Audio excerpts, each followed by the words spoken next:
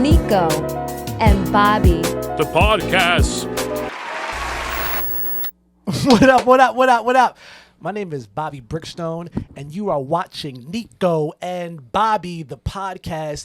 It's a special podcast today, man. I did that intro myself because today's guest is co-host of this podcast. Man, he's past that, Rodney. He's one of my favorite comics, man. Wow. You know what I mean? Pretty boy and all that. No.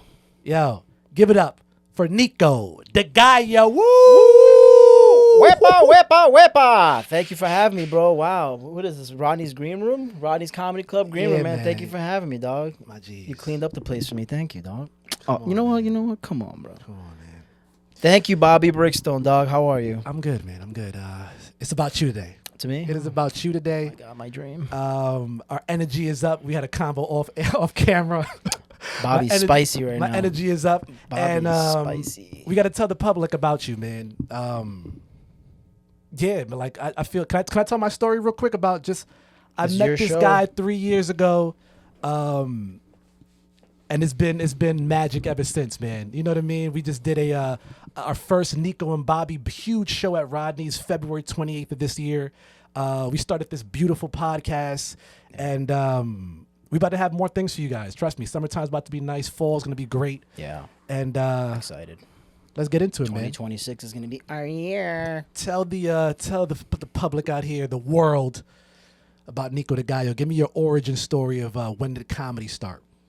When did I start doing comedy? So this month, June 18th will be my 3-year anniversary of doing stand-up comedy. Very nice. I So like to hear that. I'm very excited about that because I know that I've gotten much better than I was in year 1, year 2. Oh, come on, to for now. sure. My origin story though is I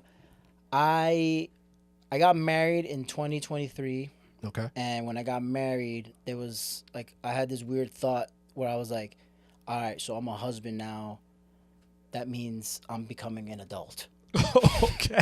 All right. So I need to Okay. make sure that before I continue growing in this adulting field, that I want to make sure I kind of check off everything that I want to do before, I start gaining more responsibilities in life. For sure. Time-wise, and things like I just wanted to do everything I could, travel, blah, blah, blah. And I've always been a fan of stand-up comedy. Like, I love stand-up comedy. Anything that has to do with comedy, movie, documentary, podcast, like music, everything that's all I really ever kind of enjoyed. A connoisseur. Yeah. Mm-hmm. And one random day I was listening to a podcast and they were talking about open mics, and I was like, let me do this. Let me try doing comedy. And I just Googled NYC open mics, and I saw there was an open mic in Queens at Grove 34 Okay. in Astoria. And the thing with me is that like I didn't go up the first time. I didn't go up the first 8. I went to this mic 8 times, and I just sat there watching comics go up. Just like a creep. He was right there. Yeah, like I was that. definitely, for sure. I was cucking up there for sure. They're like, who's the guy in the trench coat in the back? I know, dude. I was just there just because my biggest fear in life is like public speaking. Okay. Like, I'm a shy kid. Like, you may not know it if you know me. Like, but I know. It's silly. My wife makes fun. She's like, I'm shy. Like, no, it's true. I was shy. And I was like, you know what? Let me try to do stand-up comedy, and also let me try to see if I can, like, defeat this fear of mine, conquer this fear of public speaking. So I still didn't go up after, like, the 8th mic, but I was like, if I'm going to do this, I want to do this right. So I took a comedy class. I took the Comedy Cellar. Okay. They have a comedy class that Mika Mo, shout out Mika Mo, comic. Shout out Mika Mo. Before I started doing comedy, I was like kind of following the rise, and she did a podcast where she spoke about her origin story, and I pretty much just kind of like started writing everything down that she was saying, like how she started, and one of them was that she took a comedy class. Okay. And someone else, another comic, also told me that they took a comedy class as well. Thalia Romina, she took a comedy class too. That was also the Comedy Cellar, and I was like, those are 2 comics that are really funny comics, and they took a class. That's all I needed to hear. So I signed up. Took the class with Rick Chrome. It was like a 5-week class. So you never did the open mic yet? Never did the open mic. So I was still going to open mics to watch. Okay. Okay. And I was seeing dudes going up there and girls going up there and bombing and stuff like that. In my head, I was like, I can probably do better, but I was like, no shot. Because I was like, you know what? I was putting comedy like on a pedestal. I was like, I respected this art form so much. I was like, if I'm gonna do it, I at least want to go up there like knowing something about it, right? Mm-hmm. And then the more I do comedy, it's like that's not. You just got to jump into it and just for sure fucking figure it out. But I was like, you know what? I'm 32 at the time. I was like, I want to do it right. I don't want to waste time. Like I just want to make. I also don't want to skip any steps. I just want to make sure I'm not wasting my time. Like, time is so precious because there's only a certain amount of time I have in a day personally. Because I work, I have to be a husband, I have to do all this stuff like that. So it's like I want to make sure that if I am putting 2 hours in a night into comedy, like it's like I'm getting the most out of it. So I took that comedy class, and as I was taking the classes, I started getting a little more confident, and so I started going to these mics, and then I finally went up. He was like, I've been taking classes, I'm ready now. Nah, dude, when I went up the eighth time to that mic at Grove 34, I was like, oh, I don't know, I'm not gonna do this shit. So I bought a water, and the guy's like, all right, you get an extra 2 minutes because you bought an item. And I was like, oh no, I'm not going up. And he was like, this is like, you've been coming here for like almost 2 months now. You haven't performed. Are you a comic? I was like, nah. He's like, oh, do you live in the area? I was like, nah, but I do want to do comedy. He's like, oh, dude, then just do it. Just it's not that bad. And I was like, yeah, I'll hold off. Maybe I'll do it next time. And then there was a guy behind me that was like, dude, you just got to rip the Band-Aid. And I was like, yeah. I started laughing. I started walking back, and I overheard him telling me, he's like, some people they just don't got that thing. They just don't want to do it. They're too afraid to jump in. And when he said that, I was like, oh, okay. You did a Back to the Future. He's like, yeah, chicken? He got me. What? Yeah, exactly. That's exactly what he got me. What did you say? So I sat back down, and that comic that made that said that goes up and completely bombs. Like, and I would just go. I get up and I go sign up, and I'm like, I'd like to go up. And I went like 2 comics after him, and so competitive. And I went up there. It was a 5-minute mic. I only did 2 minutes because that's all I really had, and I did well. And I just was looking at the guy, and I was like, yeah. All right. What now, boy? It's good. Yeah, but obviously that's not how you should be doing. Like, comedy shouldn't be that way. But in my head, that's kind of how I got into it. And that was my first ever mic. So I did, fast forward, I did the class. I did the showcase at the Comedy Cellar because after the 5 weeks, you do like a graduation class, like a graduation show. And it's at the Comedy Cellar, which is it's the Mecca. That's dope. The place I would want to, one day perform at. And I did the course there. I did the showcase. Had a lot of fun. That was a Sunday, Father's Day. Literally haven't stopped ever since. Fire. So my origin story is that once I sink my teeth into something, I'm like a fucking pit bull. I just is lockjaw. And that's the problem. That's like that's the gift and a curse with me sometimes. That sometimes, I'll get too invested in something and I burn myself out, but I have a lot of fun doing it. But goddamn, trying to figure out the balance still is a challenge. Oh yeah, it is a challenge, but it's fun. It's worth it. It is worth it, I would say. What about you? What about me? It's not about me today. I'm just trying to deflect. It is everything. not. No, it's good. I mean, I've been loving it. It's been a cool journey. I mean, every year I'm trying to like level up every year if I can. Like the first year, my only goal was like just keep going up as much as you can, hit as many mics as possible. So I was doing like maybe like a week, like 6 to 8 mics a week, and leaving the weekends to my just to be a hustle. So I would just do Monday through Friday, like 6 to 8 weeks a month, do Monday through Friday, and then Saturday, Sunday I would be a husband. I wouldn't do any comedy performing wise, but the only time I would perform on the weekends is if I got asked to do a show. Like that was the agreement I had with my wife, because my wife was like, yo. Because in the beginning, it was I was doing it a lot to the point where she was like, yo, am I ever going to see you? And I was like, all right, see, that's... She was like, no, hold on for 1 second. Hold, please, wait. Yeah. Because the thing is, I got married, and then she always knew I liked stand-up, but she didn't know that I wanted to do stand-up. Yeah. I don't think Neither did I. Yeah, exactly, right. Neither did I. But imagine you marry some guy or you marry someone, and then 4 months into being a newlywed, they're like, I think I'm going to go hang out at this in this basement and tell dick jokes. Yep, every day. They're going to be like, what? Yeah, so shout out to my wife for being she's super supportive, too. She's awesome. That's the thing about her, is that she's very supportive, but I think I got lucky too because she is also starting her own business. Yeah, she's in the same exact time that I started doing comedy. She was starting her own business. She's an entrepreneur, and I think the fact that she has to put so much time and effort into that, it allows me to go out and do some of the stuff at night. Okay.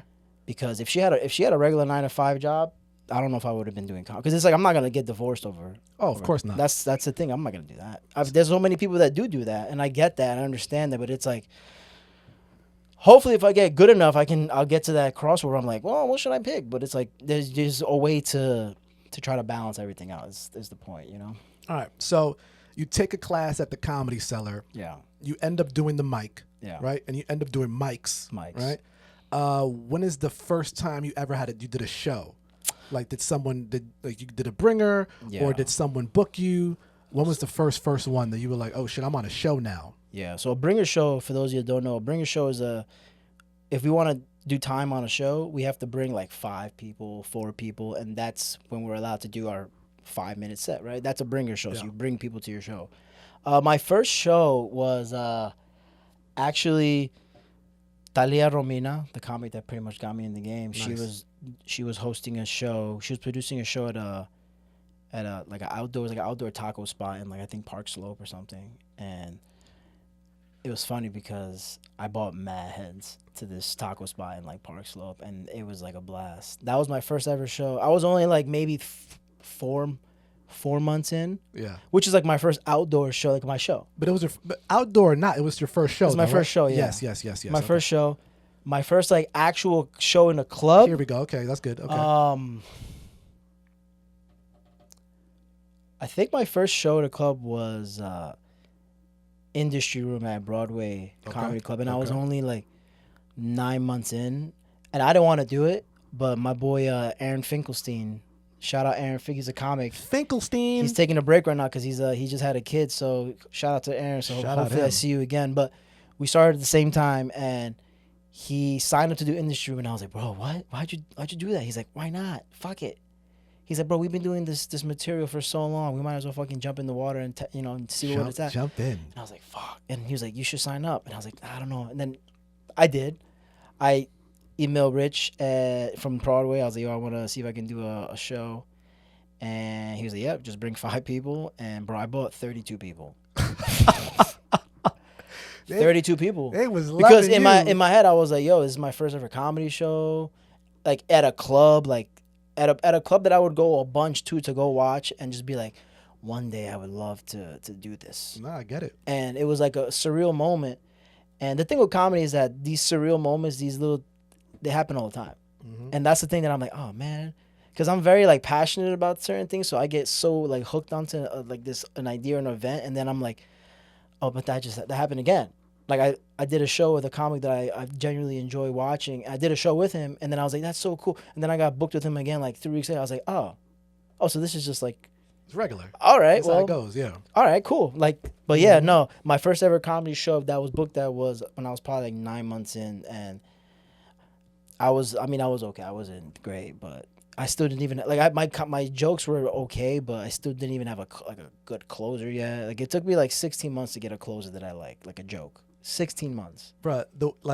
That I was generally like, this is a fucking banger. We're 3 years in and we're still babies. Yeah. So it's like, the stuff we have now is probably going to be dumb trash 3 years from now. You know what I mean? Yeah, it is. But we'll see. I don't know. But it's true, but I also see a lot of comics that have been doing it for such a long time, and I'll also see random like tapes of them on YouTube from like way back in the day when YouTube probably just started, and they're still doing some of the like their little jokes here and there because they haven't thrown them in specials and whatnot. Mm-hmm. And I'm like, oh shit, that's cool. Mm-hmm. Or some of the material that's old is still good. You know what I mean? But comics, well, because they work on jokes for years, dude. Of course. And that's the thing. It's like, I understand it now. Because obviously every year you get better as a comedian, so you can start getting a better point of view on that certain topic. Or there's definitely jokes that you start putting together that damn, I don't have the legs for this yet. Like, I don't have the chops to put this together, but you still have to keep doing it. Okay. But you see, when you're 10 years in, you're like, okay, I get this. Right? Yeah, I get this. All right. Biggest bomb so far within your stand-up career? Biggest bomb was recently, actually. Oh shit! You were there. Oh, you were there for that. Damn. I would say it was a big. So, it was the biggest bomb for me was at this club, at Rodney's Comedy Club. Okay. I got asked to host. Okay. I got asked to host a show, like a prime time show, like on a Friday, like crazy. The problem is that they told me like 2 weeks in advance, so I was like thinking about it too much. I was like so high, like I was like trying to think about what I'm gonna say, and that's the problem. You know, I'm like watching videos, like, oh, let me see. I was going to other comedy clubs to watch how certain comics were starting their hosting sets, stuff like that. It was good. I was doing my homework, but that crowd did not want anything of what I was saying in the beginning. But bro, that was crazy. It felt like the same exact way I felt when I did like my first mic that I bombed at. Cause like it's a mic, you know? Bombing at a mic is different than bombing on a show. A show is that's what I call a bomb. But like a bomb, like no one was laughing. It's just straight up like crickets. This one was more just like I start hosting, like I see, hey, so what are you guys doing here? And I'm just like, what are you doing? Like I've never did crowd work ever in my 3 years of comedy. Never did crowd work ever. And I'm just like trying to like think of some shit. And I'm just like, nah, like none of this shit is working. And I just hear Drew and Crystal and like by the bar, just like someone is cackling, but I could also see like Crystal was also serving drinks throughout my set. And she's just looking at the corner of her eye like, I can see the energy was just like, should I light this kid now? But the last like 4 minutes, it got to the point where like I was like, you know what? I'm just gonna start doing some new shit that I have. And that was the thing that bothered me the most was when I started doing new shit that I started being a little more loose and like kind of myself. The crowd started fucking opening up. And you still haven't brought that new joke that you did that killed. Yeah. You still haven't brought that joke out and did No, I've been working it on paper. I've been trying to do it. It's just I don't have the right premise just yet. But I have like the laugh lines. There's no premise of it. But then when you saw that happen, I was like, fuck. That was a good joke. That was a good joke. And then I blanked because I was like, how did I get into that joke? And then I started going into other stuff, and then I started feeling them like, I was like, oh no, fuck, because it was a 15-minute set, and then literally 4 minutes left of the 15-minute set, I finally got them. But that was my biggest bomb. It hurt so much that it was weird because like even like Crystal was like, I don't want you to feel like because of this, like you don't ever have like no. I was like, no, this is a great moment for me. This is learning experience. This is what I want. I want to be like you have to punched in the face by like life like that. It needs to happen because like you realize, okay, well, this is comedy. It needs to happen because it's like there's no progress if it doesn't. Yeah, you know what I mean? You just can't always be killing. That's not a real thing. You go up on the bench to do a chest press. You're like, yeah, I got this 225. You pick that shit up and then boom. Yeah. That's what it felt like. It felt like the 225 pounds were on my chest and I was like, I just need more work. I need to get stronger. Yeah, exactly. That's what it was. But last week they asked me to host, but they gave me like a 3-hour notice. And I was at the laundromat and I was like, fuck, all right, cool. Son, talk about, it was like a phoenix coming out of the fucking ashes. Complete dog. 360. Huh? Complete. I wish people were there to see. Dude, it was night and day. He was like, I was going in and out of like crowd. We're going back into my joke. Oh no, look at that. Yeah, I was like, in your bag. I like that. That's what happens over here at Niko and Bobby The Podcast. In your bag. But that would have probably never happened if I didn't fucking eat balls that one show. Yo. Yeah, it was bad. Yeah, but it needs to happen. You know what I mean? But it was fun.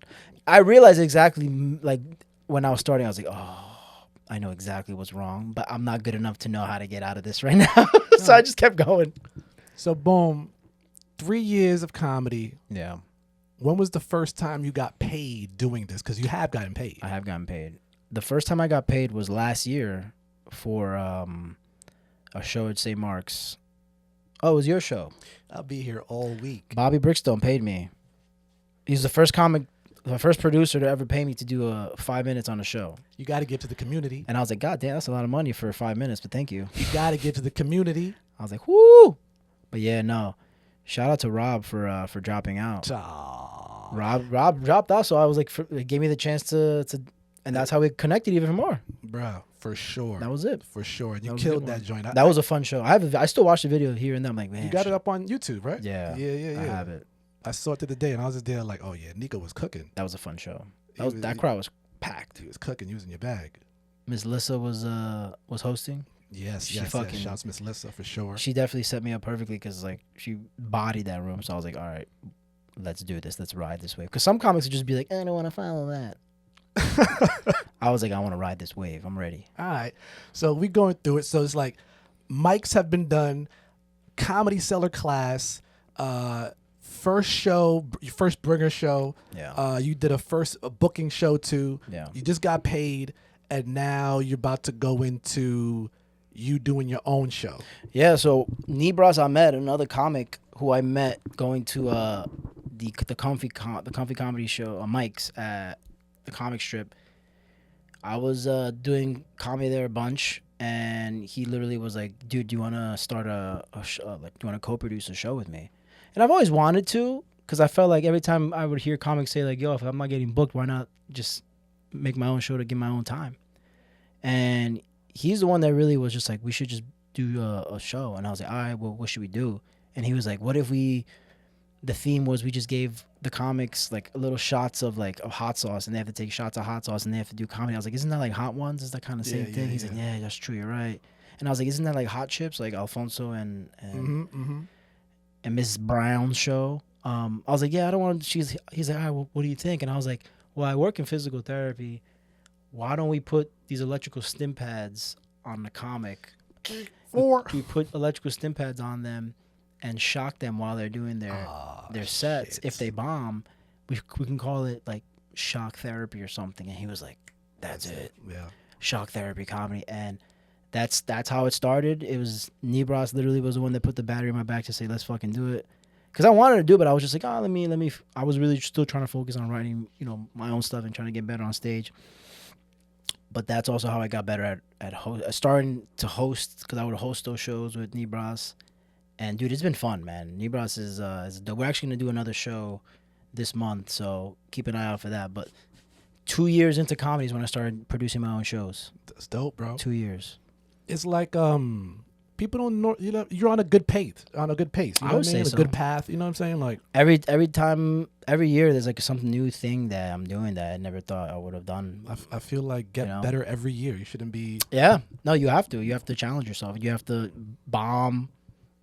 Get better, bomb again, back to the drawing board, do it again, bomb. So what is the goal for your comedy career? Like, what is like you're trying to get to? You'd be like, okay. I would love to do, since I was born in New York City, and New York City is like the mecca of comedy. I just want to be I want to be a New York City club comic. Like, I want to be able to say that I perform nightly everywhere in New York. Yeah. Comedy Cellar obviously is my only main goal right now. Mm-hmm. Okay. That's like my main goal. But my dream is to be a regular at the Stand, New York Comedy Club, West Side Comedy Club. Rodney's here. Thanks to Rodney's. Rodney's is the first club that got past that. At Broadway's. Very fresh. At Broadway Comedy Club. Everywhere. Flophouse. I want to be a comic everywhere. BK Made, Bushwick. I just want to be.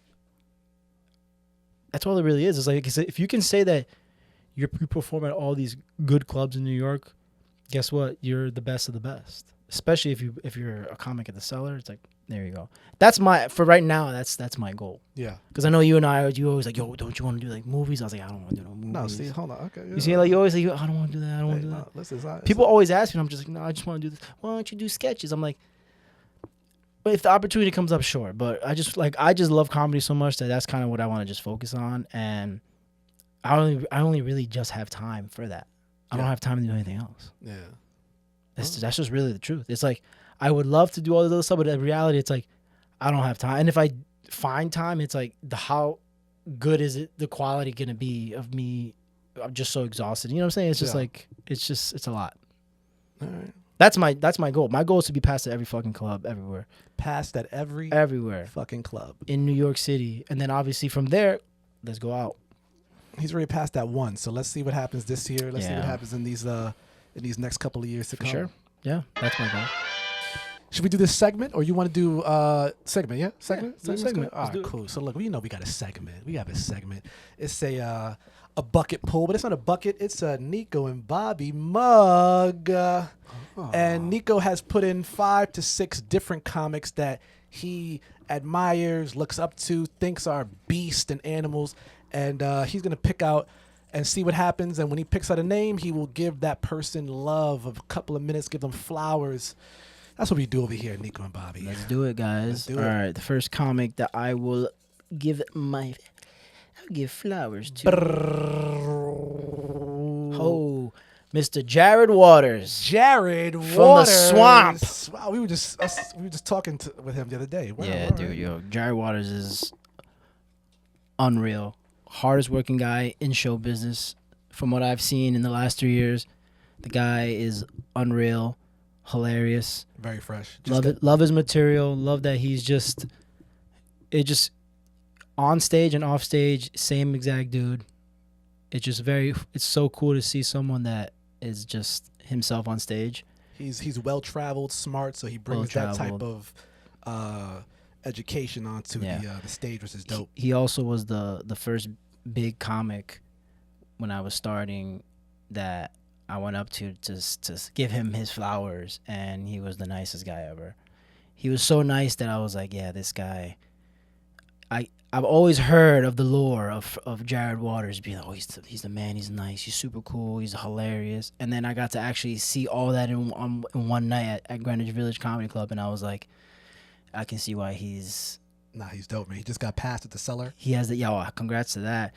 He has like that aura, like the prince, like the give it to me, baby. Like I'm like, oh, Jared Waters, bro, he's the man. He's such a nice guy. He's so cool. He's such a fucking awesome dude. He's just like there's people in this world that remind me of my dad who are just like awesome, like nice people that man. People always like people talk about them, but it's always like they're just the greatest humans. And like Jared Waters gives me that. He's just like every time I see him, I'm just like, I'm always like, I get so hype. I'm very happy because I know he's gonna fucking crush, but I'm also like, it's nice to be around this guy because it just feels so positive. Great energy, dude. Yeah, love Jared Waters, bro. Congrats on the Cellar too, bro. Yes, man. Congrats, doing your thing, bro. Florida's own, baby. Love him. He's the best. Let's do another one. All right, another comic. Let's do another one, shall we? Next comic I'm giving my flowers to is Thalia Romina. Thalia. She knows how much she means to me, dog. She's the fucking best. For those of you that don't know Thalia Romina, she's half Argentinian, half Dominica. From Queens, bro. Kew Gardens in the building. Funny thing about Thalia is that I've known her for years. I used to go from kindergarten to 8th grade with her sister. Shit. Shout out Marcel Piganelli. That's the homie. She's a doctor. She's a doctor. Thalia went to school with my sister, and I randomly saw her at Broadway Comic Club when I was trying to get into comedy, and I was like, "You do comedy?" And that was it. But dude, she's so funny. A lot of her material is literally all personal stuff, which is the stuff that I like. And when you want to think of someone that's from Queens, just look at Thalia Romina shit. Yeah, this person oozes Queens, bro. Just oozes out of the pores. Like, it's hilarious. She's so funny. All her material about dating is great. She talks about her parents, too. Like, I know her parents really well, too. And, very funny, dude. She's the best. If it wasn't for her, again, I wouldn't be doing stand-up comedy. So, shout out to Thalia Romina. I know she does skits, too, right? She's an actress. Yep. She's an actress. She's an actress comic. I'm sorry I forgot to say that. She's an actress comic. And, dude, watch her stuff. Thalia Romina is very funny. You will not be disappointed. You will not be disappointed. Yeah. Shit, yeah. Bro. One more? Oh, you know what? you are actually last one. You are actually in charge of this podcast. Yeah, last one. Sure. If it was another guest, I'd be like, relax. Comic that I want to give my flowers to is Napoleon Emile. Woo! Napoleon is fucking hilarious. Shout out North Carolina, dog. He is one of the dudes that when I never got to see live, but I came across one of his like Comedy Central and his Don't Tell sets, and I was just like, masterclass, dude. Fire. His writing is so funny, and then you see him in person, and he's the same thing like Jared. He's just very himself up there. His delivery is beautiful, nonchalant, chill.